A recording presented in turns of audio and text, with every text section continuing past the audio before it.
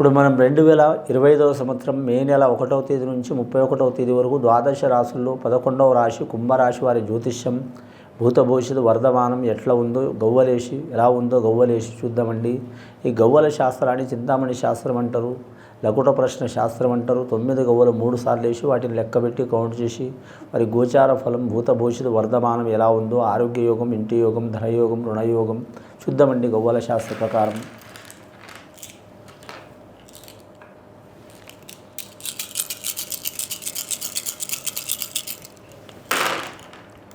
కుంభరాశి వారి జాతకంలో చూడాలంటే 1, 2, 3, 4, 5, 6, 7 గవ్వలు పడ్డాయండి. కుంభరాశి వారి జాతకానికి చూడాలంటే మాత్రం సప్త సముద్రాలు ఏదైనా సరే అనుకున్నది సాధించే అవకాశాలు ఉన్నాయండి.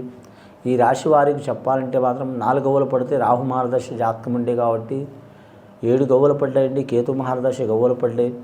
రాహు కేతువుకు ఏ దోషం లేదు కాబట్టి వీరు అనుకున్న పని తలకిందులు తపస్సు చేసైనా సరే సాధించడాక వదిలిపెట్టరు. వీరు గ్రహాల్ని అలాగే నరదృష్టిని దయ్యం భూతం మంత్రం తంత్రం చెడుపు చేతబడి ఎసుంటిది ఉన్నా సరే మాత్రం నెగ్గుకు వస్తారు. ఎందుకు వస్తారంటే ఈ రాశి వారి జాతకానికి విల్ పవర్ చాలా ఉంటుంది. విల్ పవర్ అంటే మాత్రం అనుకున్నది సాధించడాక వదిలిపెట్టరు. ముఖ్యంగా ఈ రాశి వారు అదృష్టాన్ని నమ్మటం కాదండి, వారి మనోధైర్యం కూడా చాలా ఉంటుంది. 10 మంది ఒక సైడ్ ఉంటే వీరు ఒక సైడ్ ఉండే అవకాశం ఉంటుంది. ధన విషయం కావచ్చు, రుణ విషయం కావచ్చు, కుటుంబ యోగ బలం కావచ్చు, అలాగే సమాజంలో సంబంధించిన చిక్కులు చికాకులు కావచ్చు, ఏవైనా సరే మాత్రం గెలిచి తీరే అవకాశం ఉంటుంది వీరి జాతక బలానికి. కానీ కుటుంబంలో మాత్రం ఒకరికి పోతే ఒకరికి ఆరోగ్యంలో మాత్రం ఇబ్బందులు ఉంటాయండి.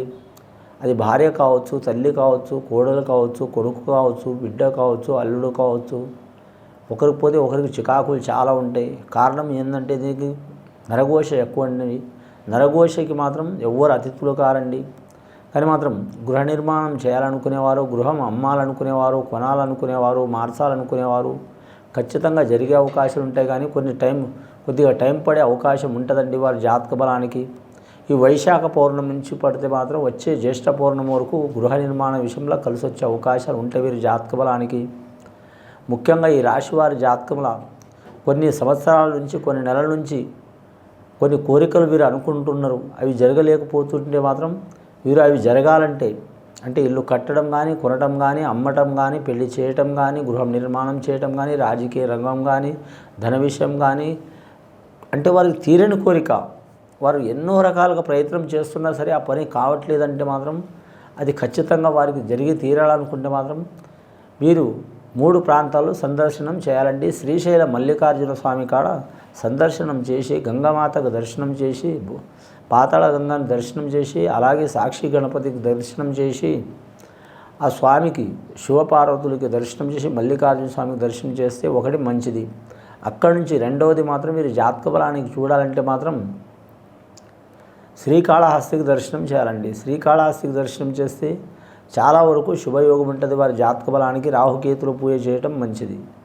మూడవది వీరి జాతక బలానికి చూడాలంటే మాత్రం వీరి పేరు మీద మాత్రం వరసిద్ధి వినాయక స్వామి దర్శనం చేయటం, కాణిపాక వరసిద్ధి వినాయక స్వామిని దర్శనం చేయటం మంచిది. అక్కడ స్వామి విఘ్నేశ్వరుడు నీటి యోగంలో ఉంటాడు. ఇంకా ఇక్కడ మాత్రం సాక్షి గణపతి ఉంటాడు. ఎక్కడ శ్రీశైలం ప్రాంతంలో సిద్ధి వినాయకుడు కాడ నీటిలో ఉంటాడు, కాణిపాక వరసిద్ధి వినాయక స్వామి కాడ. మూడవది మాత్రం వీరి జాతకంలో చూడాలంటే శ్రీకాళహస్తిలో మాత్రం అక్కడ కూడా మాత్రం విఘ్నేశ్వరుడు ఒక ప్రత్యేకమైన ధునిలో ఉంటాడు. ఈ 3 ప్రాంతాల్లో వీరు వెళ్ళి వచ్చినందుకు ఒక నెల రోజులు అంటే నెల రోజుల్లో ఒక వారం రోజులు అటు ఇటు టైం తీసుకొని ఒక నెల రోజులు ఖచ్చితంగా ఈ 3 ప్రాంతాల్లో తిరిగి వస్తే వారి నెరవేరని కోరిక కూడా నెరవేరే అవకాశంగా ఉంది. ఆ కోరిక కూడా ధర్మబద్ధమైంది, న్యాయబద్ధమైంది, చట్టబద్ధమైంది అయితేనే ఖచ్చితంగా అవుతుందండి. కానీ ఇంకా ఏరే యోగ బలం ఆలోచిస్తే మాత్రం అయ్యే ఛాన్స్ అయితే ఉండదండి వీరి జాతక బలానికి. రెండవసారి గవ్వలేసి చూద్దాం.